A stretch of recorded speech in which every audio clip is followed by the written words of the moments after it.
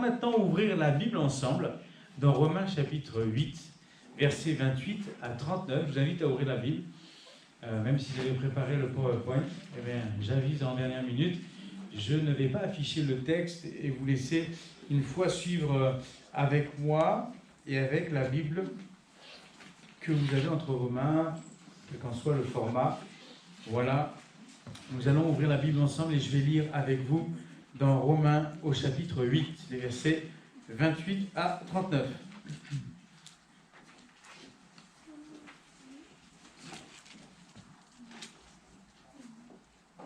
Voilà, Romains 8, vous l'avez après les évangiles, Actes et Romains.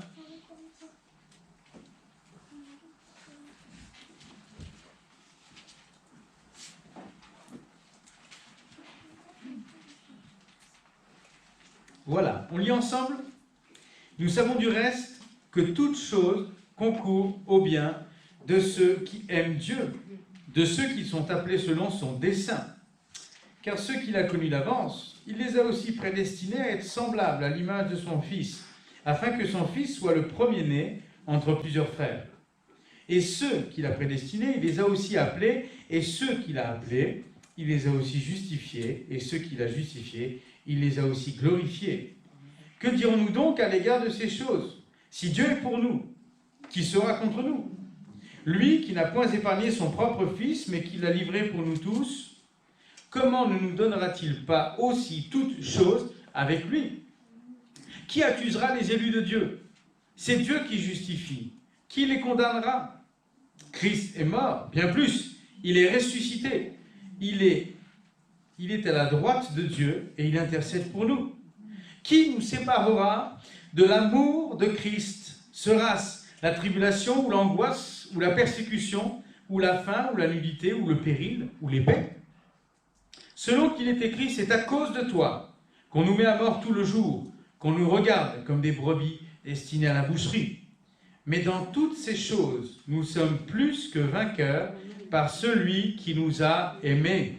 Car j'ai l'assurance que ni la mort, ni la vie, ni les anges, ni les dominations, ni les choses présentes, ni les choses à venir, ni les puissances, ni la hauteur, ni la profondeur, ni aucune autre créature ne pourra nous séparer de l'amour de Dieu manifesté en Jésus-Christ, notre Seigneur. Amen.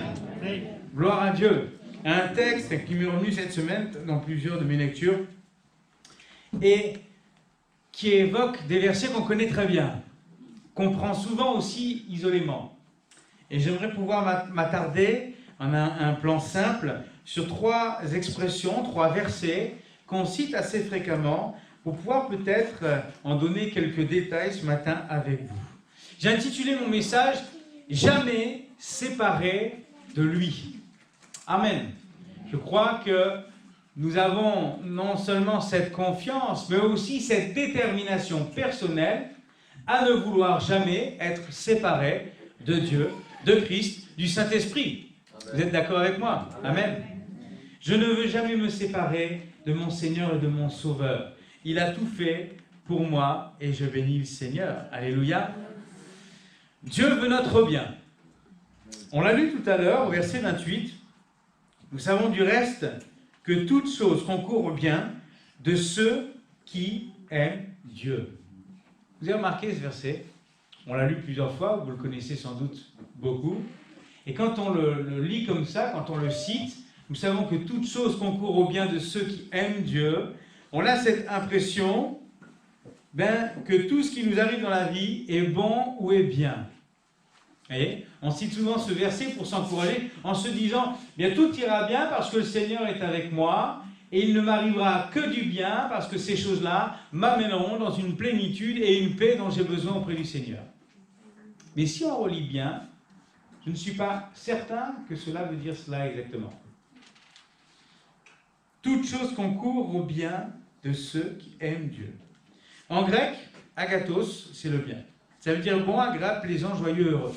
C'est souvent dans ce sens-là qu'on tente d'interpréter ce verset. Mais on oublie aussi que bien veut dire utile, salutaire. Le même terme, agathos, eh bien, que ce qui est utile et salutaire.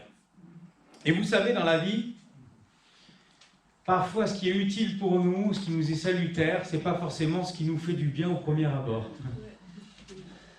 Vous allez me comprendre, prenons l'exemple d'un enfant. Pour lui montrer la voie droite et le chemin qui est droit, la Bible d'ailleurs enseigne à ce sujet, on l'affichera peut-être tout à l'heure ou maintenant. Voilà.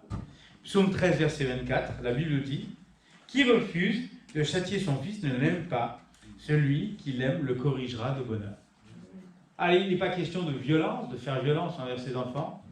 Il est question de la correction qui l'amènera à rester droit et juste, à rester fidèle à Dieu, à la parole de Dieu, à rester respectueux de sa propre famille et des gens qu'il rencontrera au cours de sa vie, à acquérir des valeurs qui sont plus que des valeurs de la vie en société, qui sont des valeurs bibliques, qui sont l'attachement au Seigneur et à notre Sauveur Jésus-Christ. Amen. Voyez. Et quand vous réprimandez un enfant, quand vous lui dites « Bon, ben écoute, tu vas aller dans ta chambre 5 minutes », premier abord, il ne vous dira pas que ça me fait du bien, papa, que ça me fait du bien, maman. Pourtant, ce sont ce genre de choses-là qui concourent au bien de nos enfants.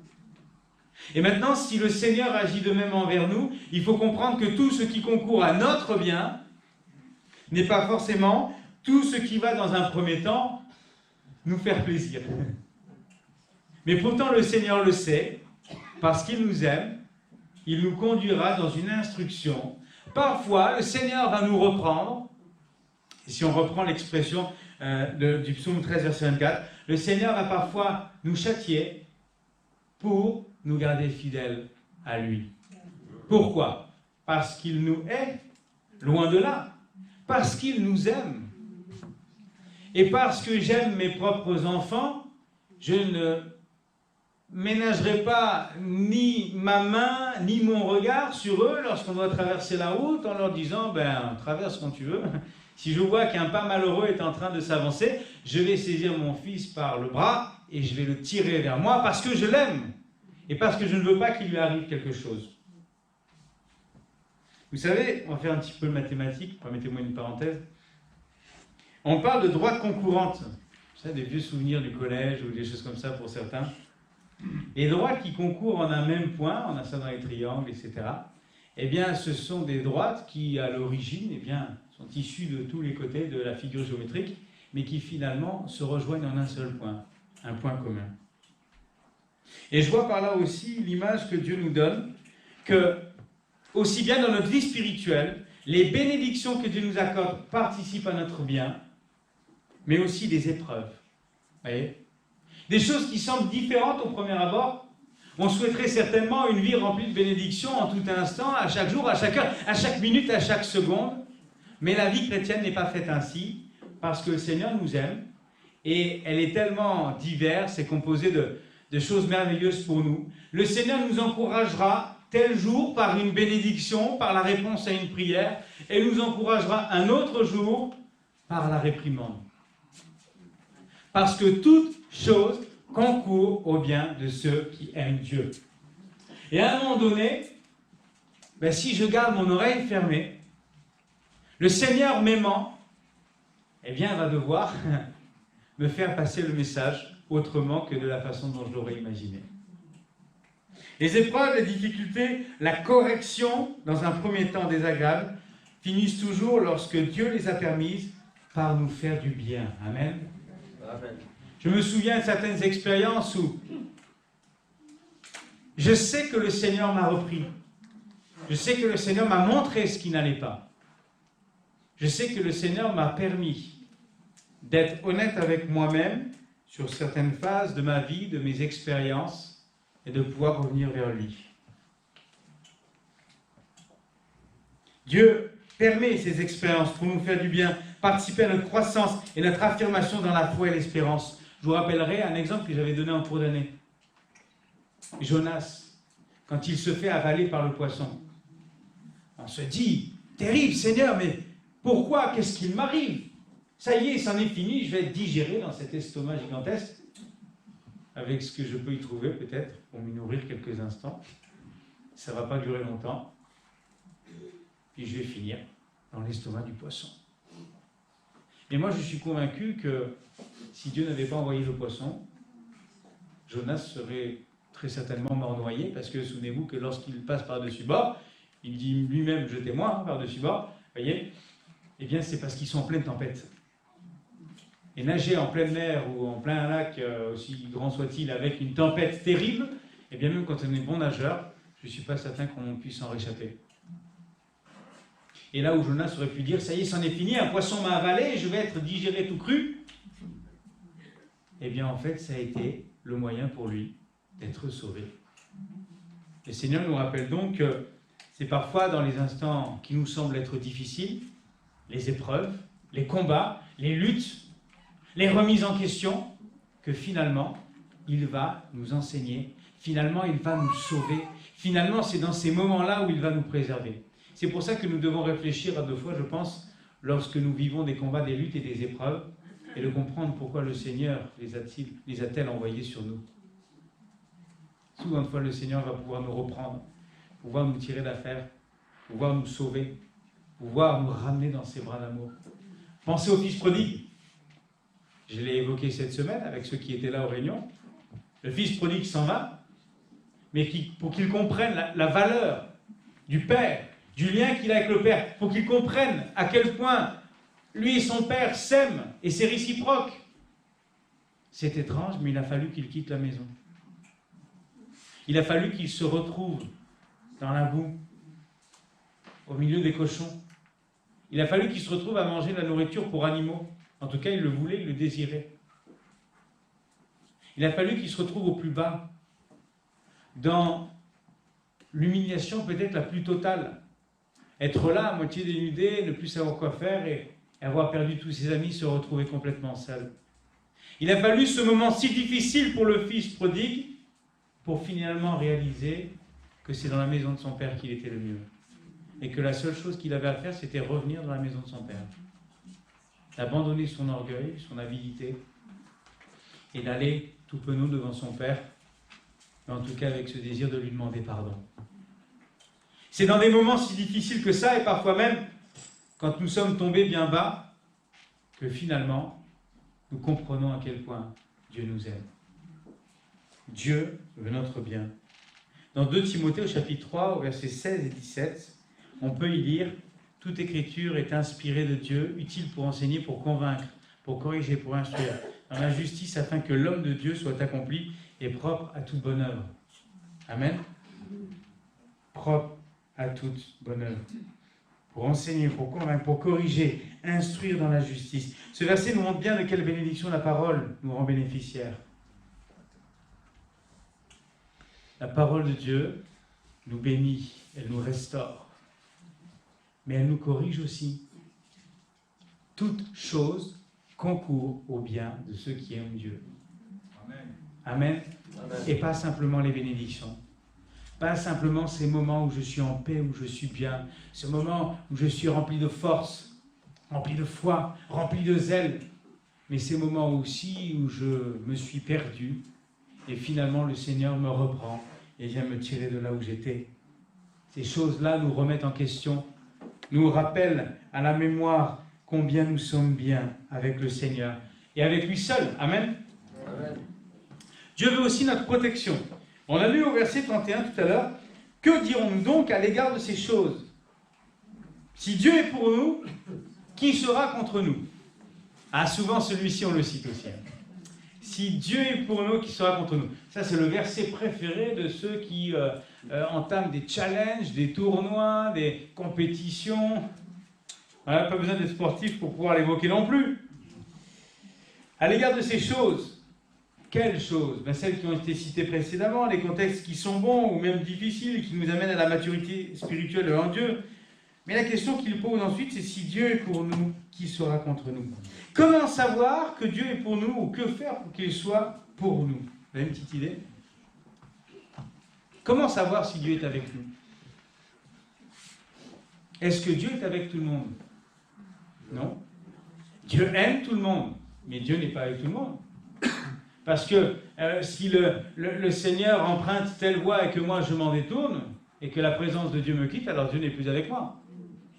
Comment savoir que Dieu est avec moi ou comment faire pour qu'il soit avec moi? Le psaume 56, versets 10 à 12 nous dit « Mes ennemis reculent.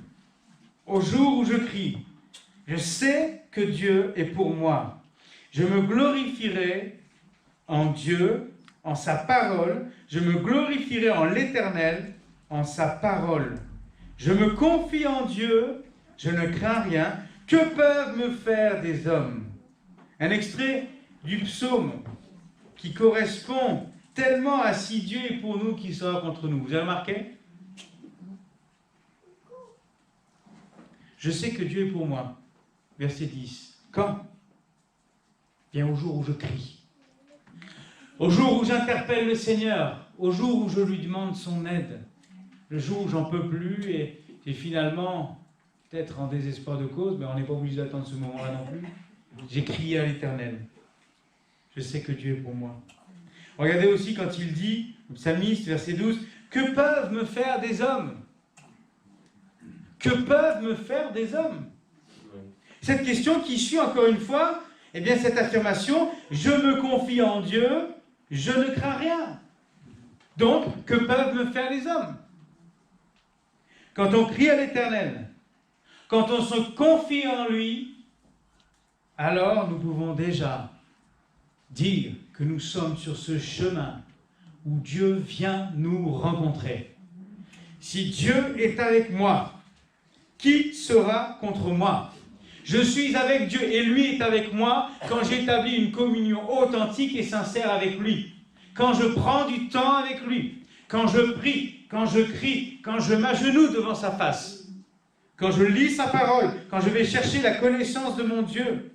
Et quand je vais chercher l'instruction de tout ce que la Bible me dit à son sujet. Un autre exemple.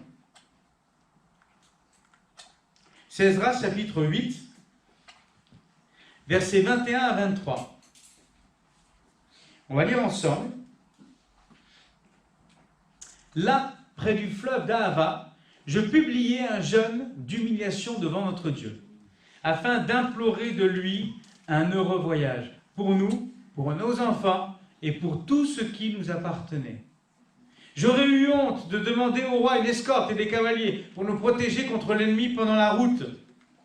Car nous avions dit au roi, la main de notre Dieu est pour leur bien sur tous ceux qui le cherchent. Mais sa force et sa colère sont sur tous ceux qui l'abandonnent.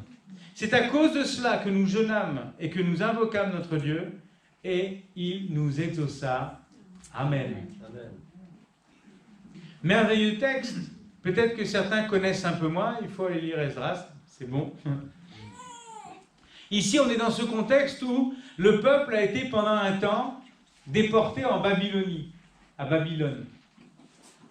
Et avec l'empire perse, à l'époque, avant Jésus-Christ, avec l'empire perse, le roi, l'empereur de cet empire, Artaxerxès, ouais, il est dur à prononcer, oui, Artaxerxès, ce n'est pas du vinaigre, hein. Voilà. L'empereur Artaxerxès, qui règne sur cet empire perse, va, dans un miracle du Seigneur, permettre, à la demande du peuple de Dieu, qui est déporté en Babylone, de trouver l'occasion de retourner en terre promise, de retrouver là où il doit être, de retrouver ce lieu si cher à ce peuple. Et ce qui paraît complètement fou, c'est que cet empereur va laisser le peuple partir et retourner, alors qu'il avait été déporté jusqu'ici. Et c'est Esdras qui dit, on l'a lu, au verset 22, « La main de notre Dieu est pour le bien de tous ceux qui le cherchent, mais sa force, sa colère sur tous ceux qui l'abandonnent. » Parce qu'Esdras a cherché la face de l'Éternel, le secours de Dieu, parce qu'il a emmené le peuple dans cette direction. En publiant un jeûne, alors ils ont trouvé grâce aux yeux du Seigneur, alors ils ont pu proclamer que Dieu était avec eux, même s'ils étaient en terre étrangère. Amen. Ils ont pu le dire. Et je bénis Seigneur pour ces exemples qui nous enseignent, après des siècles et des siècles, vous imaginez, plus de 2000 ans après. Merci Seigneur. Tous ceux qui le cherchent, ils ont jeûné, ils ont invoqué Dieu et il nous exauça, le texte dit. Merci Seigneur parce que lorsque je l'invoque, alors Dieu est avec moi. Lorsque je crie à lui, lorsque je m'abandonne à l'Éternel, alors il est avec moi. Et dans ce cas-là, et ce cas-là uniquement, je pourrais dire, si Dieu est pour moi, qui sera contre moi? Mais si ma vie n'est pas avec le Seigneur, comment pourrais-je dire qui sera contre moi? Oh, vous pourrez le dire. Mais vous ne vous trouverez pas gagnant dans le combat que vous mènerez. Parce que le Seigneur doit être avec nous pour pouvoir remporter la victoire. Amen. Au verset 34, tout à l'heure, nous avons lu notre texte de référence, Romains 8, verset 34. Christ est mort. Bien plus, il est ressuscité. Il est à la droite de Dieu et il intercède pour nous. Amen. Amen. Un autre exemple, une autre condition. Si je confesse Jésus-Christ, alors je sais que Dieu est avec moi. Mais si je renie le Christ, ou même si j'accepte son existence, sans pour autant faire de lui le Fils de Dieu, je ne peux pas trouver la bénédiction du Seigneur. Je ne peux pas trouver le secours du Seigneur, parce que celui qui accepte Christ accepte Dieu. Et celui qui rejette Christ rejette Dieu. C'est biblique. Il est à la droite de Dieu et il intercède pour nous. Si je confesse le nom de Jésus-Christ comme mon sauveur, eh bien je peux être certain, comme le dit l'Écriture, qu'en ce moment même, Jésus est encore et toujours en train d'intercéder pour ceux qui le suivent. Et je veux en faire partie. Vous imaginez, en tout temps, tout instant, Jésus-Christ, le Sauveur, dans le ciel, préparant une place pour ceux qui le suivent, eh bien, est aussi en train d'intercéder, parce qu'il sait que nous avons des combats. Parce qu'il sait que nous sommes formés au travers des bénédictions, mais au travers des épreuves aussi. Jésus, à sa place, prend soin de nous, il intercède et il prie pour nous. Amen. Amen. Dieu veut notre bien, Dieu veut notre protection, et Dieu veut que nous soyons unis à lui, une union scellée avec le Christ. On a lu tout à l'heure, au verset 35, Romains 8, 35, qui nous séparera de l'amour de Christ? Sera-ce la tribulation, l'angoisse, la persécution, ou la faim, ou la nudité, ou le péril, ou l'épée? Et là, quand je lis ça, je comprends mieux le fameux verset « Toutes choses concourent au bien de ceux qui aiment Dieu ». Il faut pouvoir reprendre le texte dans son ensemble. Toutes choses concourent au bien de ceux qui aiment Dieu. C'est pour ça que Paul, quand il s'adresse aux Romains, il pourra dire « C'est pas la tribulation qui va me séparer de Christ, c'est pas l'angoisse, c'est pas la persécution, c'est pas la faim. » J'ose même imaginer qu'il veut nous faire penser que ce sont ces choses-là qui vont nous rapprocher de Christ. Amen. Dans le psaume 42, verset 4, la Bible nous dit « Mes larmes sont ma nourriture jour et nuit, pendant qu'on me dit sans cesse « Où est ton Dieu ?»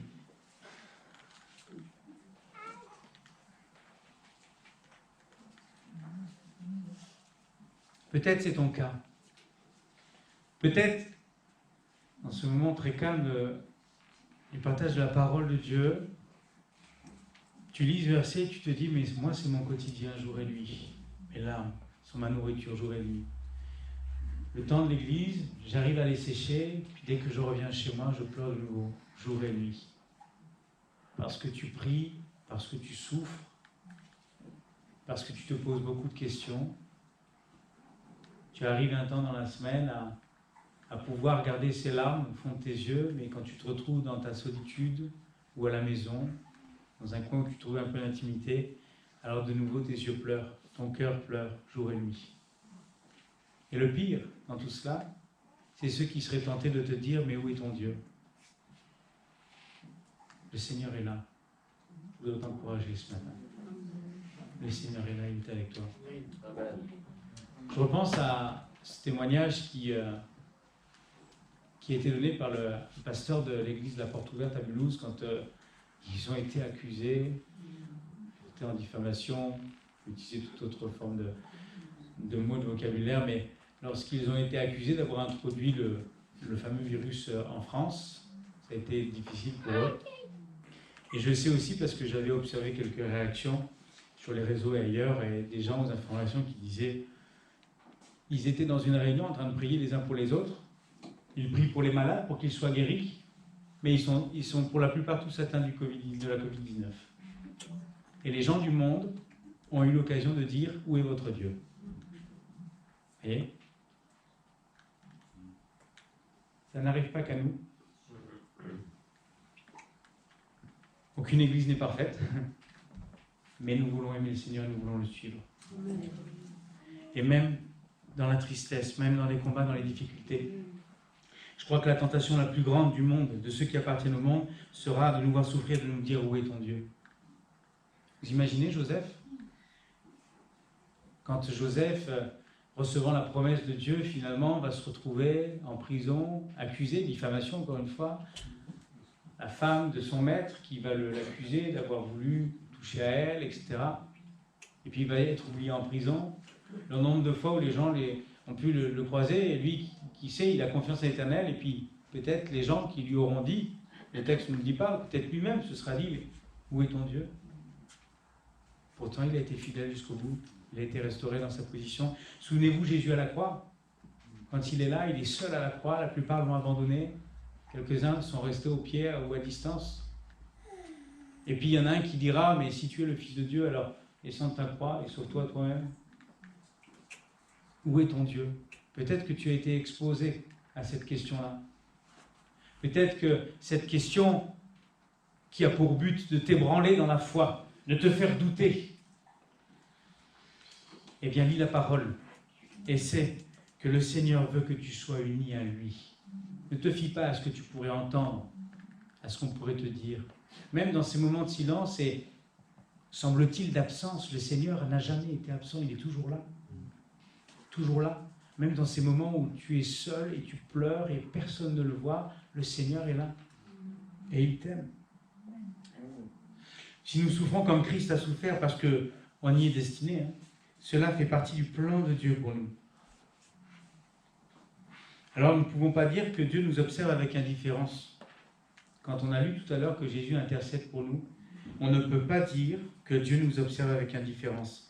C'est bien la preuve que notre sort importe beaucoup aux yeux de Dieu. Parce que Jésus intercède pour nous. Parce que Dieu veille sur nous jour et nuit. On pourrait parfois être dans ces silences de Dieu.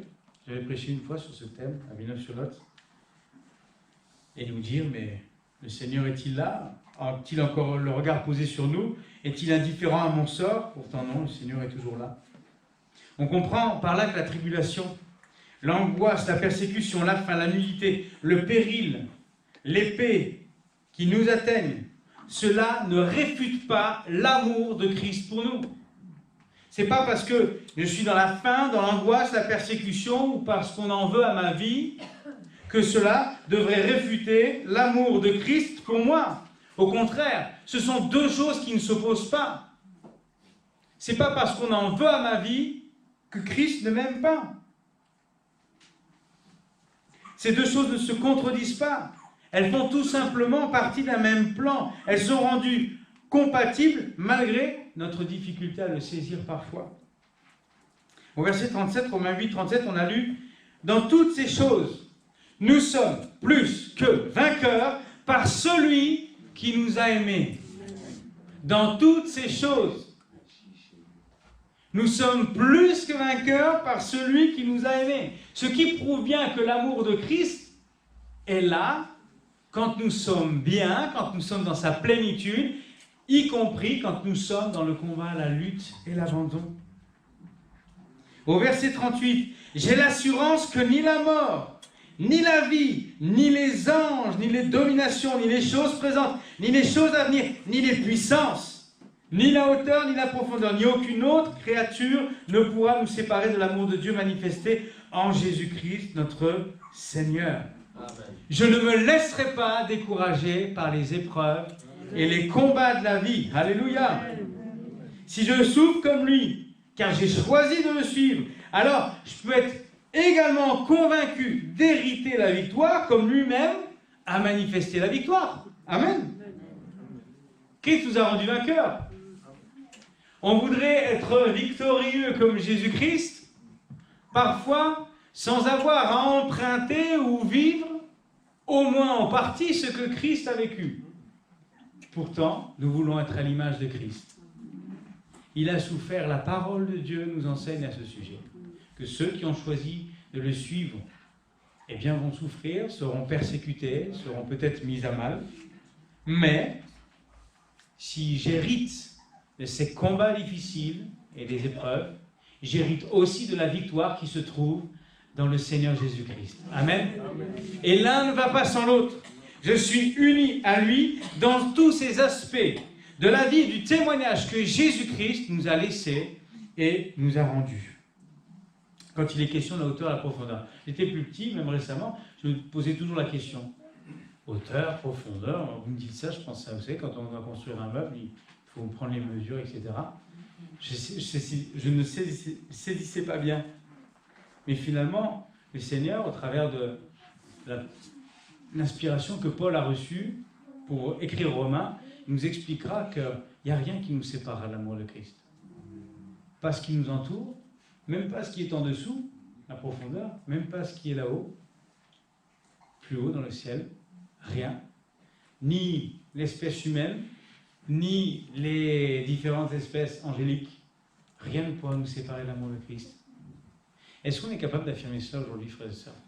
Amen. Est-ce qu'on est capable de le dire? Amen. Est-ce qu'on le vit? C'est important cette question. Parce que beaucoup disent, moi, rien ne me sépare de l'amour de Christ. Souvenez-vous de Pierre. Oh, moi, j'irai avec toi jusqu'au bout, même s'il faut mourir. Et puis Paul aux Romains dit, mais même si c'est la mort, même si c'est la vie, rien ne me sépare de toi. Est-ce qu'on dit, est-ce qu'on pratique, est-ce qu'on vit? Est-ce qu'on pourrait relire ces versets, mais qu'on cite souvent et finalement les vivre réellement?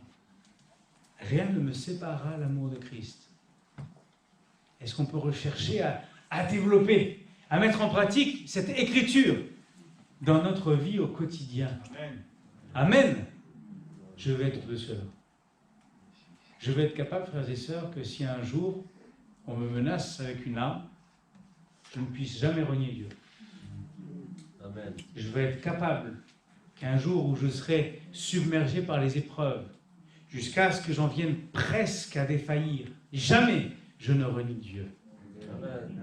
Je vais être capable de croire que l'ennemi n'a pas de pouvoir sur moi, parce que celui qui vit en moi est bien plus grand que celui qui vit dans le monde. Amen. Et que ce n'est pas lui qui va me décourager.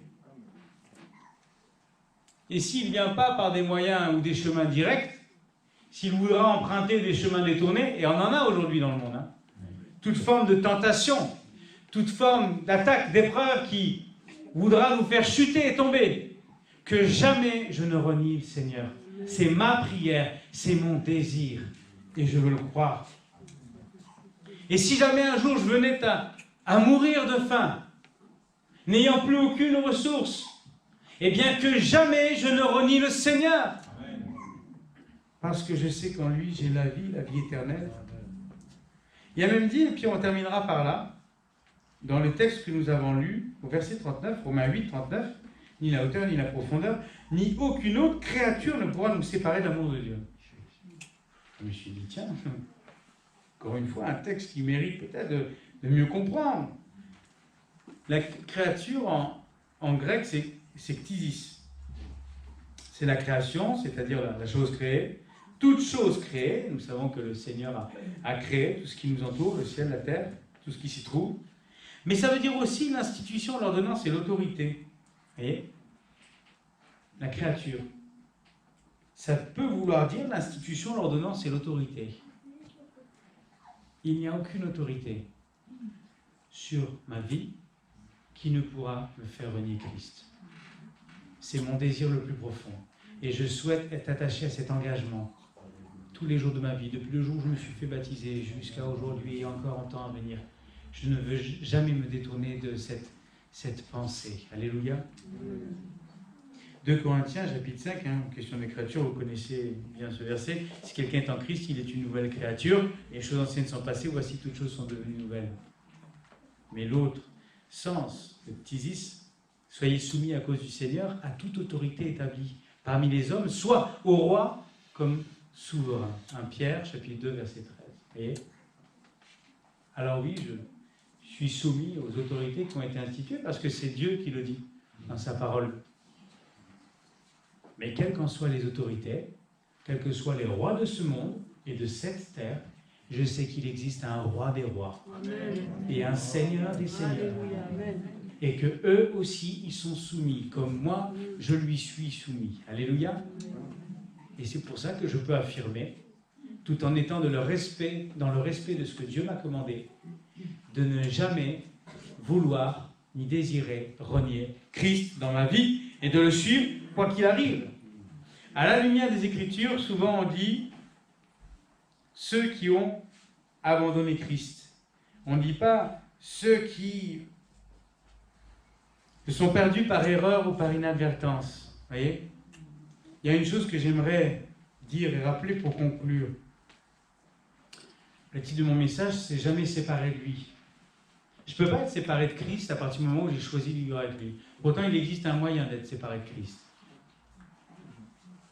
Si moi-même, j'abandonne le Seigneur. Si moi-même, j'abandonne, je serai séparé de lui. Mais si je n'abandonne pas, ce n'est pas Jésus qui va m'abandonner. Ce n'est pas Dieu qui va m'abandonner. Ça, c'était ma condition, pardon. Là, ça, c'est ma condition quand je ne connaissais pas Christ.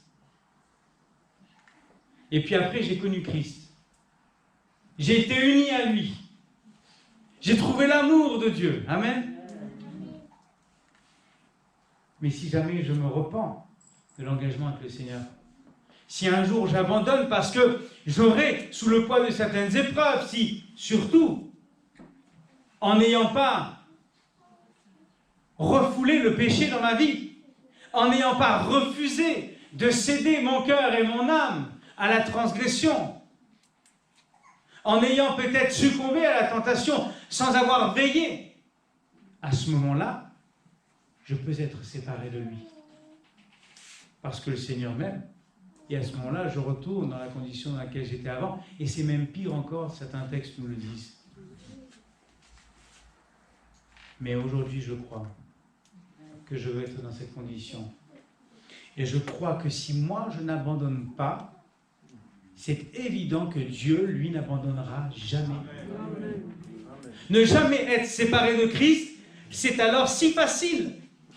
Ça ne dépend que de nous. Amen. Jésus, le Seigneur, le Saint-Esprit, a toujours voulu être avec nous, toujours voulu nous bénir, nous édifier, nous fortifier, nous accrocher à cette promesse et cette parole, que nous sommes sauvés. Qu'en lui, nous avons le salut et la vie éternelle. Et je ne veux pas me détacher de cela. Ne jamais être séparé de lui, c'est maintenir mon engagement jusqu'au bout. C'est comprendre que toute chose, quelle qu'elle soit, concourt à mon bien-être. C'est que le Seigneur Jésus me protège parce qu'il intercède tous les jours pour moi. Amen. Et qu'il n'y a aucun combat qui pourra m'arracher à Christ. Et nous l'avons lu, notre union, elle est indéfectible. Personne ne peut l'altérer, ni les hauteurs, ni les profondeurs, ni les créatures. Parce que le Seigneur nous aime. Entrons dans ce plan divin, maintenons notre engagement jusqu'au bout, parce que le Seigneur est fidèle et il est juste, et il nous aime. Amen. Amen. Seigneur, sois béni. Merci mon Dieu, pour ton encouragement, ta parole. Merci Père, parce que nous pouvons peut-être même personnellement nous remémorer des instants de notre vie où nous avons dit, pour moi c'est fini. Pour moi, c'est peut-être la fin, je m'en vais, je disparais et je serai séparé de Christ parce qu'on a bien senti qu'on était arrivé au bout de nos propres capacités. Mais ce ne sont pas nos capacités qui importent. Simplement, le don de notre vie à Jésus-Christ qui fait que nous avons cette assurance que quoi qu'il arrive, nous serons toujours liés à toi. Je veux, Seigneur, être liés à toi. Nous voulons, en tant que peuple de Dieu, être liés à toi sans jamais nous détourner de toi. Je prie, Seigneur, afin que tu viennes même ajouter à ton troupeau bon nombre de brebis perdues, afin qu'elles viennent enrichir ce corps que tu as préparé, prédestiné, afin que nous nous préparions et que nous soyons là dans l'attente du retour de Jésus-Christ.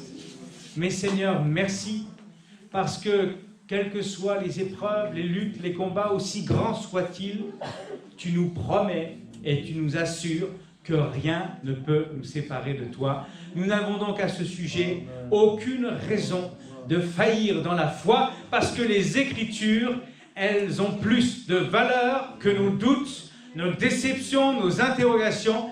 Les Écritures sont là pour asseoir en nous la vérité, pour la faire nôtre, pour la manifester dans notre comportement, dans notre relation avec toi et avec les autres. Et je te remercie pour cela. À toi toute la gloire, Seigneur. Amen.